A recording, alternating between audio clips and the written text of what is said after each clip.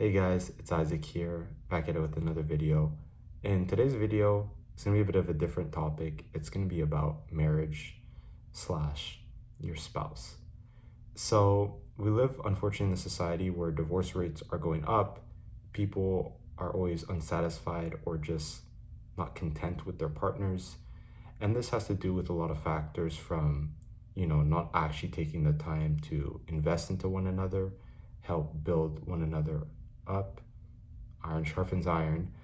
And when things get tough, instead of pursuing it, we most of the time give up.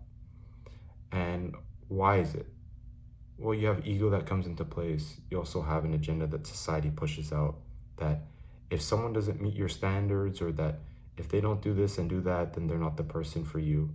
And then you start living a life where you think that your person will be the picture perfect description of someone you've created in your head, which that's not true. That's not reality. That's just fake. It's bluff. And when looking for someone, I think that you should look for someone that values you for who you are, that pushes you closer to God, that pushes you to be a better individual, whether, you're suffering in finances, even with your own ego, whatever it is, that you help one another become the best versions of one another in order to worship and glorify God much better. And I know there'll probably be some people that, don't believe in God, or don't, want to have to hear anything about, Christ or anything like that. Even for you, for those who don't believe in God, you should still be with someone that pushes you and that aligns with your values. Because if not, then you have two parallel lines that will never meet. You want to be able to meet at an intersection with your spouse and help one another grow.